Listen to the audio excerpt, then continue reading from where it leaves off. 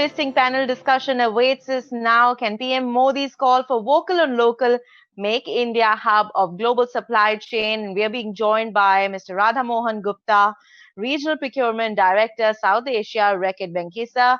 I'd also like to introduce to you Mr. Rohit Gupta, Vice President, Business Development and Strategy, Shadowfax. Let me also welcome Mr. Sourabh Raghuvanshi, Vice President and Head Supply Chain, Lava International. We have with us Mr. Vijay Sati, Head of Procurement, Market India, Nokia.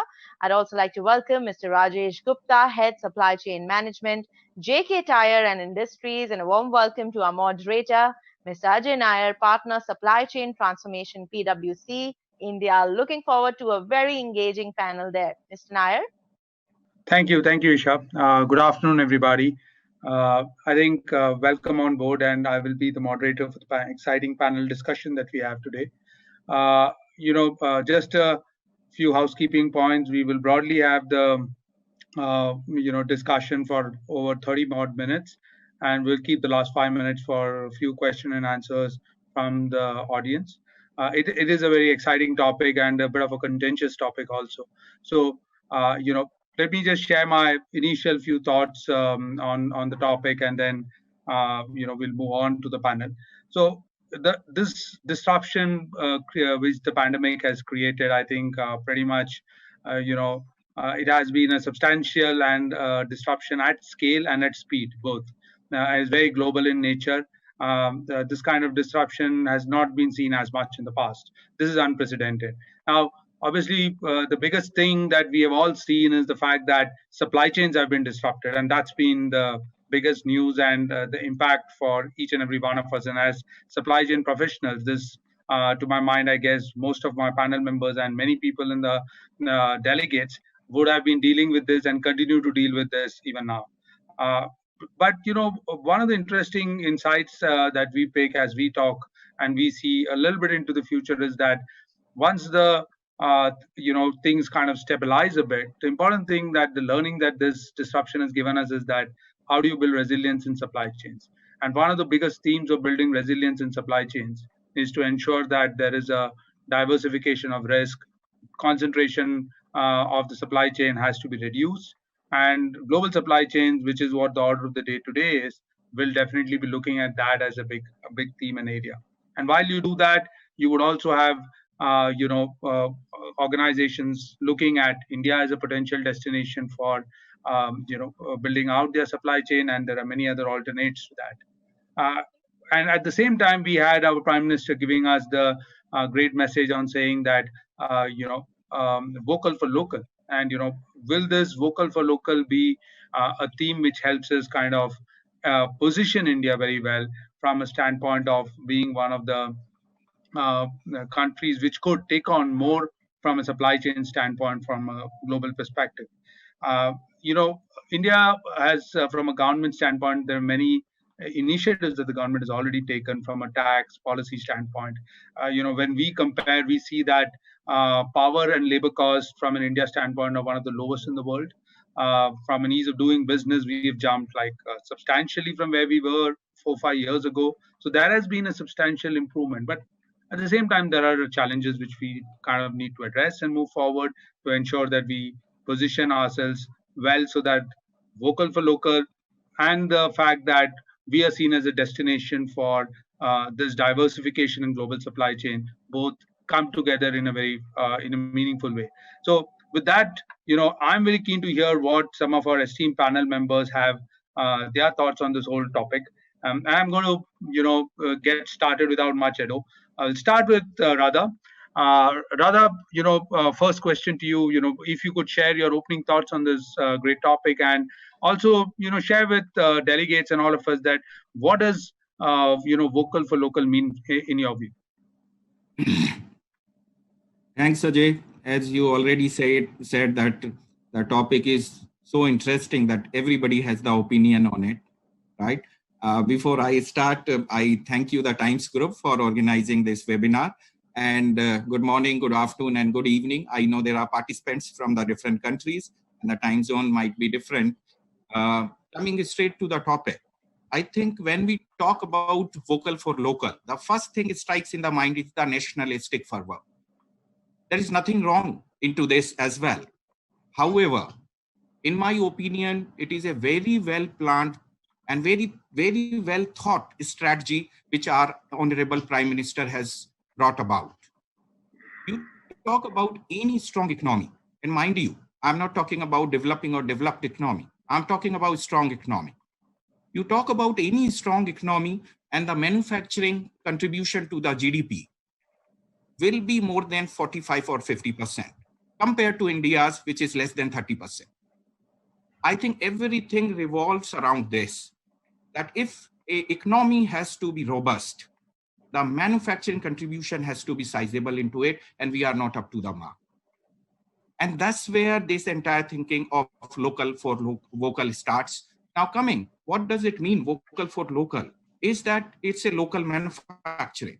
And it's not only generating the jobs, it also develops the skills. When you are working into the different sectors, the local people, those who are employed, they get a lot of skill development over there. And when there is a lot of manufacturing over there will be certainly a lot of innovations coming in. And for the innovations, there will be a lot of research and development in the country. Now you can see the chain which gets generated by starting one activity. The entire supply chain gets generated. And then what happens? This call, mind you, is taken during this pandemic. There are many things which we are learning into this pandemic. Number one, for me, if you see this call for vocal for local, made in India, which was taken earlier by Prime Minister, is taken during this pandemic, is now it talks about that during this pandemic, we learned the lesson that the small things like mask, the PPE, the ventilators, and so many other essential items, we didn't have sufficiently available with us. And then it's a wake-up call for the manufacturing sector to get self-reliant, which our Prime Minister is talking about, into these kind of, at least into these kind of categories, number one. Number two, if you talk about the luxurious brands or maybe high-end brands kind of thing, do you find Indian brands over there? I think we are absent. And then it's a manufacturing, it's a wake-up call for Indian brands to get into that space. Number three, and I'm connecting it more with the pandemic kind of thing, this call, and I'm given 2 minutes. I need to confine my thoughts into that. So I'm trying to consolidate. During this pandemic, you'll find the issue of the migrant labor. The people have gone back to their villages, their native places kind of thing. And you will find that, and the study says that 30 to 40% of them are not going to come back ever. 30 to 40%. And when we are talking about 30 to 40% not coming over there, I think what we are talking about, providing them the job into their native places. And when it comes is when you start local manufacturing, it could be the small and medium kind of enterprises which need to come up, and these people, those who have migrated forever, get the job into their villages over there kind of thing. So it's a call for developing maybe those small industries, those medium size of industries into the villages where people get the jobs over there.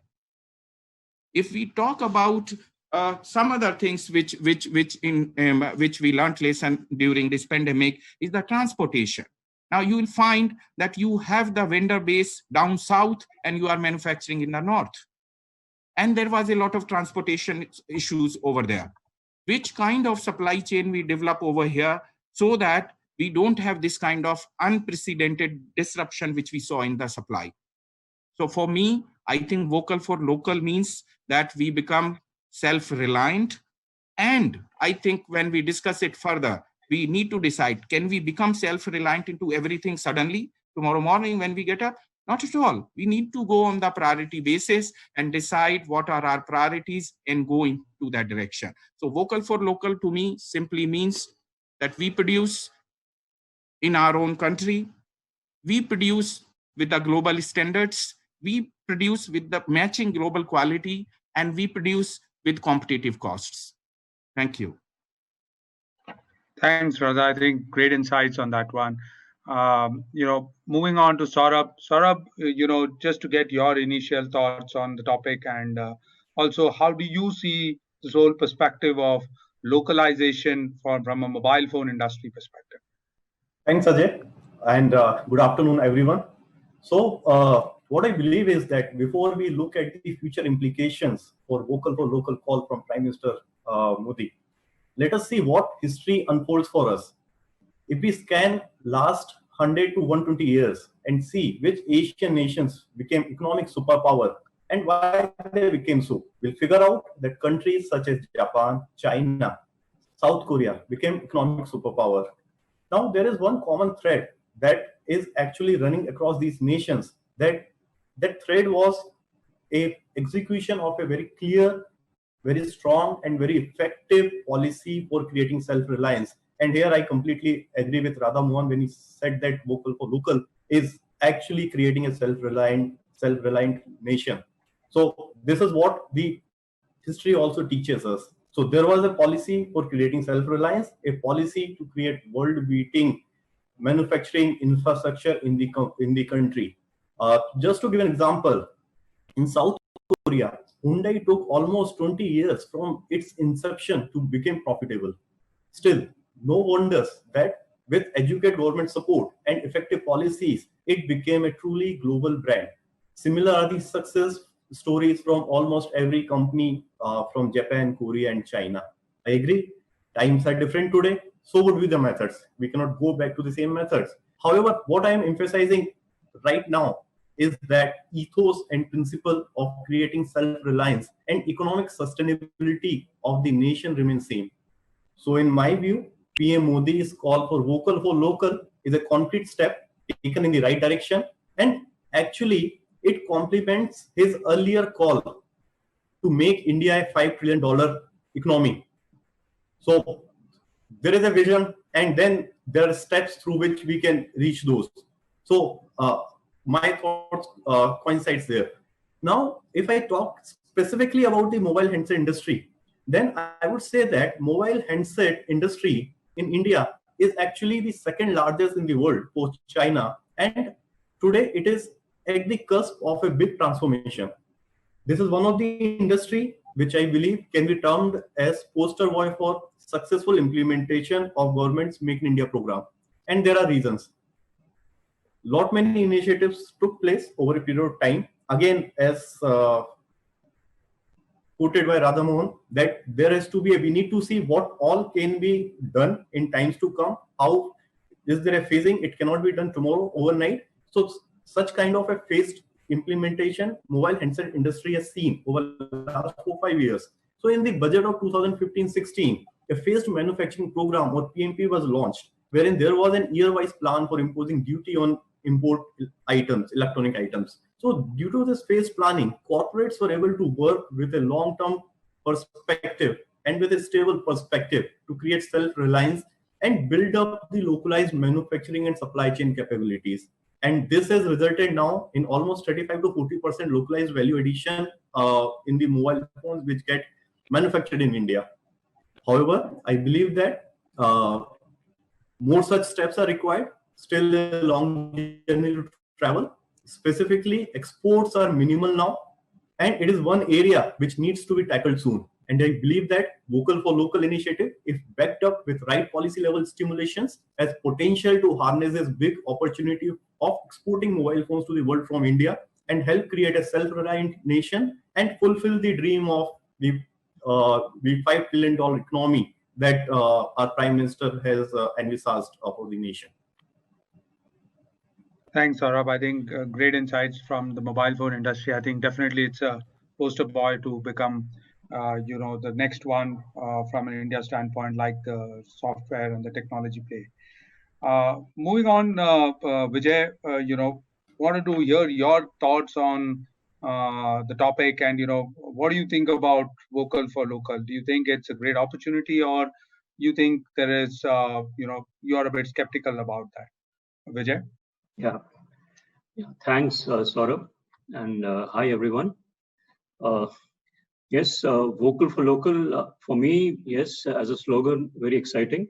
And more exciting is when you see the government coming up with definite schemes. And I saw one scheme on the electronics industry where the government has announced the $6.6 billion scheme on incentives for setting up and improving the electronics manufacturing in the country.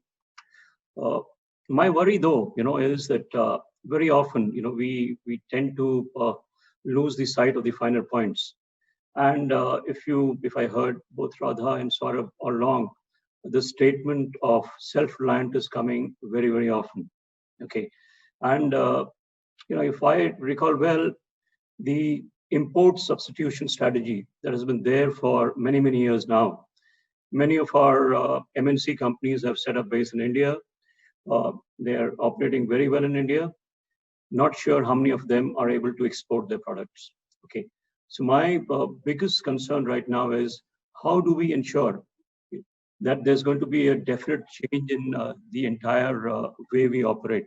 Okay, and in my view, if we need to change and if we're looking at getting the other MNCs to replace China with us or set up base in us, it simply means that we need to replicate a kind of infrastructure that is going to be export oriented.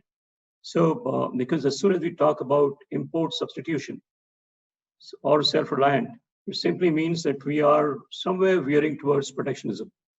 And that has a tendency to take us backwards. So my view is that the government has to look at this entire vocal for local thing as the next level of the liberalization of the country. Okay, how do we attract investments?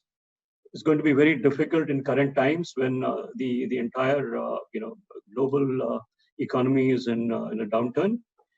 We also need to be wary of the fact that investments that come should not be great technologies. We need the best technologies. We are already talking about Industry 4.0. How do we ensure in a scenario where money is very hard to come that companies are going to invest? It simply needs much more than pure duties, duty benefits, or incentives. We need to have an infrastructure which is very critical. Completely structural reforms in the regulatory environment. Yes, I heard you, Ajay, that we've improved in the ease of doing business, but the fact remains that we are way down at 66. Nothing to get satisfied. If we are looking to be a global player, we need to be there in the top 25s or at least 30. That's where China is around. Okay, and we have to be very clear about the fact that cost is going to be a very, very important factor. Because I don't know if some of you saw that report in the newspaper some days back that the Desi Kalashnikov, has undergone a bottleneck because of pricing issues. Remember, China has gone through a phase of investments across many, many years. They are at a situation where they have the learning curve, they have the best technologies, they have economies of scale. How do we ensure that we are able to produce a product that is not only good for the domestic market, but also for the global market? That's, in a nutshell, my view. I would like a very, very, highly empowered group of professionals working in detail on the entire strategies. We have to pick our battles. We have to ensure that we pick up sectors where we believe that we can make a difference and ensure that the best global minds are working on it and the strategies to take it forward. That's it from me. Thank you. Thanks, Vijay. I think that's great. A more focused approach in thinking through vocal for local. Rajesh, if we could hear your thoughts on the impact on the impact of vocal for local on the tire and automotive industry, how do you see that panning out, and any thoughts on that front, please? Yeah, thank you. Thank you, Ajay. If you see for automobile sector, in fact, Indian automobile sector is fourth largest in the world. So many of the models, car, particularly car, even the heavy commercial vehicles also are being manufactured from India and supplied across the world, be it Europe or Africa or US, everywhere. So any component parts who are supplying to these automobile sector, like for example Tyre, which is an integral part of automotive sector, is also being manufactured and supplied. In fact, if you see contribution of Indian tire companies in India is much higher than imported tires. So the situation was, I'll say that tire industry was not recognized, even though there were a lot of Indian manufacturers, good quality tires being manufactured. But now because of this vocal for local, vocal on local, we are getting the recognition. And one action which government has taken recently is that anti-dumping duty has been put on the tires, which are cheap imported tires coming from across the world. So it has created, you can say, more demand for automobile sector, particularly tires. And in the month of May and June, we have seen very high demand, particularly for rural sector. So a lot of demand has come unexpected, or you can say unthinkable. So in one of the sector, for example, farm tires which we manufacture, our capacity is falling short. If you see suddenly within a month or 2 months, the demand has become so much, and this is not only our company. In fact, other companies in India also. That suddenly the rural demand has become very high, and earlier the focus used to be on cosmopolitan cities or metros, but now I think the future consumption center is going to be the rural or urban, semi-urban places or the small places. So vocal and local actually is going to make India very, very strong. And if you see quality or the commitment or the particular talking about the supply chain, Indians are second to none. See, many times we don't believe that we can do it. But what are products we are manufacturing or supplying? For example, mobiles. So many mobiles are being manufactured now in India and being supplied also outside. So nobody can make. If you see other countries like Thailand, Bangladesh, and Vietnam, they are also supplying such good quality products and supplying across the world. So why not India also? So I believe that, I hope that this is going to really grow, and many areas will naturally develop, and we can unleash our own hidden potential, or unthinkable things can be achieved. This is what my take is. Great, Rajesh. I think in these difficult times, it's very heartening to hear the demand coming from the rural pockets for the tire industry. That's very good, and how it is already in the vocal for local kind of model. Great. I'll now request Rohit to kind of share his opening thoughts, and how do you see, Rohit, the vocal for local reducing import dependence for a country like India in key sectors? Yeah, thanks, Ajay. Hello, everyone, and it was really great to hear wonderful insights from the panel. So, as far as I'm concerned, I strongly believe that in addition to all the physical steps which are being taken, I think what this vocal for local message also implies is a very strong change in our mindset itself, right? Because I strongly believe that it is our beliefs which lead to our behaviors, right? And there needs to be a revival of a sense of pride and a very strong self-belief that India can produce good quality stuff. India can produce products which are in demand across the world, not just in India, right? And we can be highly competitive if we all put our minds to it, right? And I look at it as something where the industry, the consumers, and the government will walk shoulder to shoulder in putting their thoughts around solving the unique challenges which are there in India around land acquisitions, around taxes, right, around movement of labor. And then together we'll have to work with that belief to solve those problems which are unique to India, right? Now, one of the examples which I'll take, right, is the pharmaceutical industry, right?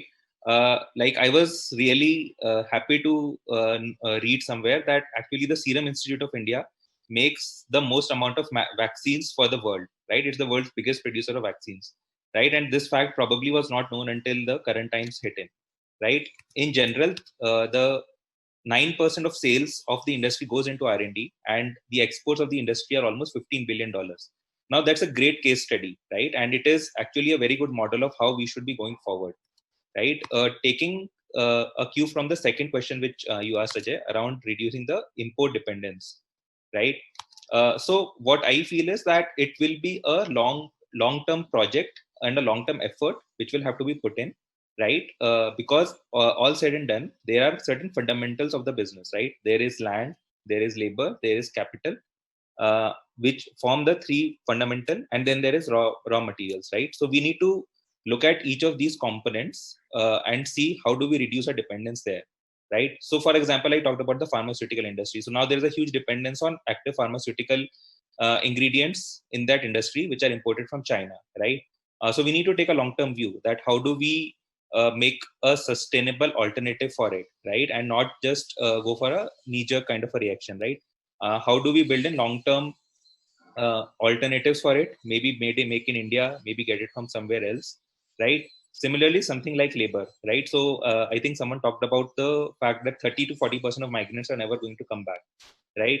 Now, how do we create an aspiration among people that the manufacturing jobs make a lot of sense? They will give them long-term employment, right? They will be protected from vagaries of the market, but at the same time, they will have free movement to switch industries, to switch companies as they like, right? There is huge opportunity there, right? Probably if I talk about the long term, something like an investment in education, investment in vocational education will also play a big part in making our labor really competitive, right? And ensuring that the productivity of labor is among the highest in the world, right? Similarly, going about capital, right? Now, there have been recent efforts as part of the stimulus package, wherein the loans to MSMEs were made easier, right? But how do you ensure that every time the government doesn't have to step in to give these loans, or the government doesn't have to push the banks to give them incentives, right? How do we make it competitive in itself, that there is an assured return, there is a confidence among the banks and the NBFCs that wherever they invest, there would be a strong protection for them from defaults, right? And there is a predictability in policies which will be there, right? So I feel that this will be a multi-pronged approach which would be required to kind of take probably a 5 to 6 years view, or maybe even longer, right? As Sourabh talked about the Hyundai example, right? Taking that long-term view and attacking all these factors like land, labor, capital, and in raw materials in parallel, and solving for all of them in a sustainable way. So yeah, that's my 2 cents here. Thanks, Rohit. I think a long-term view to kind of figure out how to reduce import dependence by solving the problems. Great. Coming back, Radha, just your thoughts on the topic of saying that in the consumer goods sector, how do you see that companies can suddenly go, from a global to more a local kind of model? If you could share your perspective on that, Radha. Yeah, thanks, Ajay. I really feel that nothing can be done suddenly. We are so interwoven and so interdependent supply chains now, because when the globalization started, I think the aim was to get the right material at the right cost wherever it could be, right? And now if we are trying to come back from that structure, wide structure, to a very focused one, it is going to take some time. So nothing is going to happen suddenly. However, we need to start today to make it happen tomorrow. And that's where it comes in. You take example of some of the inputs, they are produced without naming them in Indonesia and Malaysia. They are coming as a feedstock to India and gets manufactured, and they go across the globe for an input to some of the very essential items. Now, this kind of supply chain, when you have, I think nothing can happen suddenly. However, if we plan to go very in a strategic matter, one thing which we need to do, the supply chains in FMCG sector, and even it could be quite relevant for other sectors as well, is the de-risk the supplies. Number one, and what do I mean by that is your dependence on one country, the supplies and the most of the inputs, or even one input coming in from supply. So if you are dependent on one country, that need to be de-risked. Now you need to create the business continuity plan from different countries so that it could be sourced from different countries. That's number one. Number two comes from globalization to the regionalization. You are closer now. Now it cannot happen suddenly from globalization. You come directly to the localization. And that's where somebody talked about, I think my friend talked about, that there are options available, right? Where you can create the similar kind of supply chains, whether it is Vietnam or it is Philippines, or wherever these kind of things could be done. So you are coming into a step manner. First of all, de-risking. Second thing, the regionalization. And then you coming to the localization kind of thing, where you create the local supply chain over there. Now, entire process might take some time, but it requires patience. It requires continuity plan to be developed, and also the prioritization, I would say, because everything, as I mentioned, cannot be done at once. You need to find out what are your major NR items or the finished goods and what all goes into them, and then accordingly plan out item wise that what are my priorities, where they could come in, and where you need to support. I think here a collaborative approach with the suppliers also will work very well, where you'll try to localize or regionalize the supply chain by giving them the technical support, by giving them financial support, and working as a collaborative business partners rather than a tactical supplier partners. So in nutshell, I would say it will be a very thought out strategic plan done in a phased manner where you de-risk, regionalize, and localize. And this is going to take time, and hence time to start to do these activities today. Thank you. Great. I think the time to start it is today. You hit the nail on the head, Radha. Sourabh, one of the perspectives that we keep hearing is that, as companies will look to de-risk global supply chains, there are alternatives to, India. And one of them often, which is talked about, is Vietnam. What's your perspective on, India versus Vietnam? Any thoughts on that? And, also if you could add your thoughts on the logistics infrastructure that you see, how does that pan out from an India's positioning standpoint? Ajay, we are talking about the de-risking strategy today in the COVID times. But what I believe is that shift of manufacturing from China is already on the cards from some time.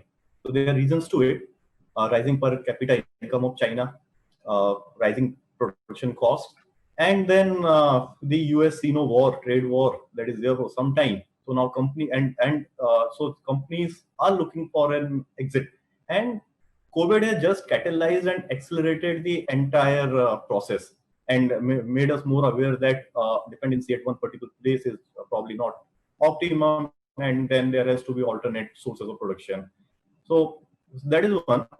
Now, if I compare Vietnam and India as alternative, then I believe that in the short term, yes, Vietnam has a lot of advantages to begin with. Now, this is because of the logistical, infrastructural, and policy level superiority of Vietnam over India. However, I also believe that these are short-term benefits, and if we can play our cards well, so then there are three factors which I feel that they will attribute positively for India. I call them 3 I's. First is the intention, infrastructure, and indigenous capacity and demand. So Vijay some time back just told about the example of PLI scheme, production linked incentive, which is being launched by the Electronic Ministry. So I will just take that example to explain this. So while those incentives are being rolled out, government clearly says that today there is 8.5% to 11% of disability in the electronic sector as compared to the competing nations such as Vietnam. And that is because of the lack of infrastructure, high cost of finance, lack of skill development, logistical supply chain challenges, and those need to be worked out. So understanding today as an intention that these are deficiencies and we need to work on. So that is an appreciable effort, I would say. So that intention is with the government, number one. Plan is being worked upon. Second, similarly, if we talk about the national logistics policy, which is about to come, then there are many activities which have been planned, which will set up the infrastructure in the country. That is second I. And third I, which is the indigenous demand and capacity, which I believe is also important, because Vietnam can only look external. So they can export from the country where the indigenous or the internal demand would be less. In India, it's a huge market. So a company moving in India, there are a lot of advantages in terms of tapping the internal demand and as well as export. Vietnam can look forward for external demand. On the capacity side, so it's a smaller country, I believe, smaller population, I believe that the resources are going to saturate soon. Per capita income will increase. That will lead to again increase of the production cost, as happened in the case of China. Raw material resources need to be imported. In Vietnam also, local raw material sources are not available as such. So all those things, saturation is bound to come. And then eventually a country like India, which have infinite labor available at optimum production cost, huge capacities, coastal ways around the country, railway network, and all those things are going to build the infrastructure network in the country for supply chain and manufacturing. So in the long run, yeah, I mean, India is there as the manufacturing superpower of the world. Thanks, Saurabh. I think panel members, we seem to be running out of time. So what I'm going to do is I'm going to take a few questions from the audience and request, the next set of panel members to answer, provide some inputs on the questions which are coming from the audience.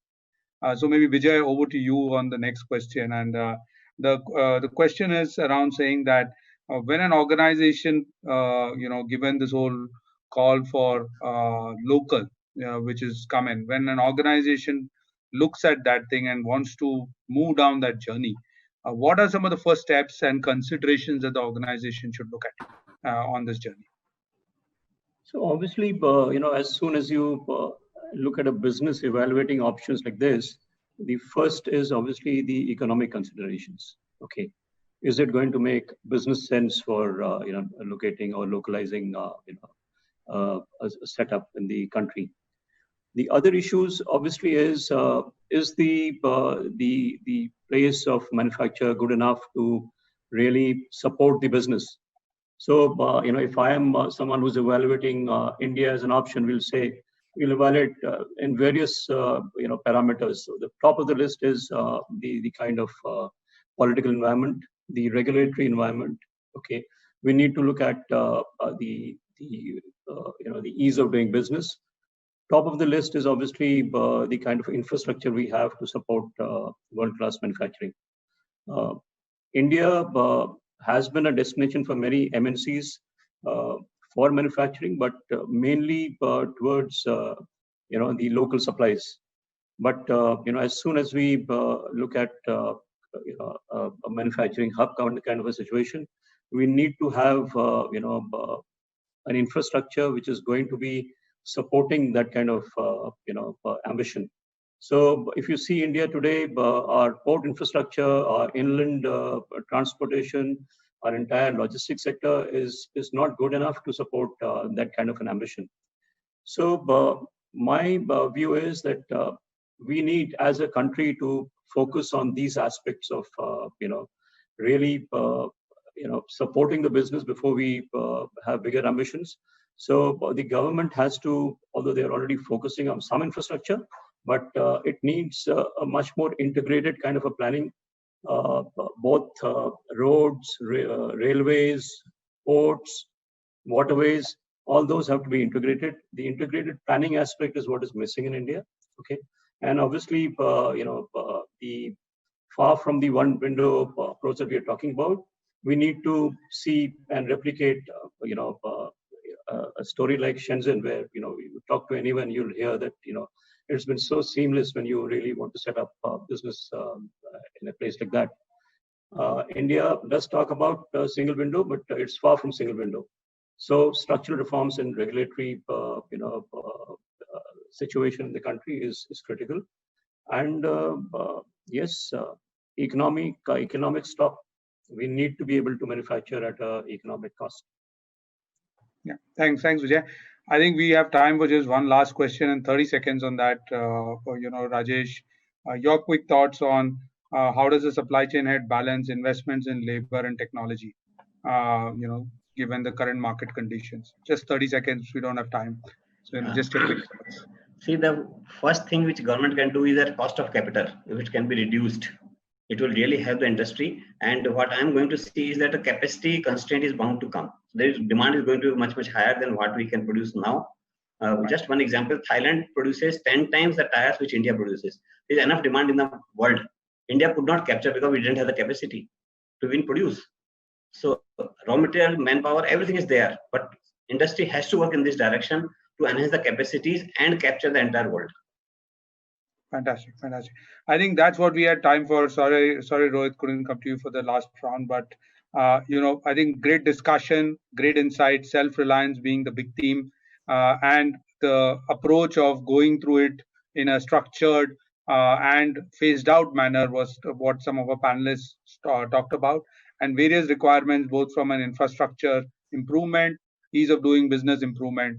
Great inputs on that front, and heartening to see clearly the demand part in rural India coming back, and that's a great sign for the broader industry. So thanks. That's what I would summarize the whole discussion about. Hope we had more time to have more questions and discussions, but hope the audience and the delegates found it useful. Thank you. Thank you so very much, Mr. Nair, for moderating the whole session. And thank you, panelists, for sharing your views on Vocal on Local, Make in India hub for global supply chain. Thank you so very much for joining, making it so very interactive and taking those audience questions. Yes, there were many more questions from the delegate coming in. We'll probably email them to you and we can get a revert for them. So thank you once again for joining in. Thank you. Thank you very much. Thank you. Thank you very much.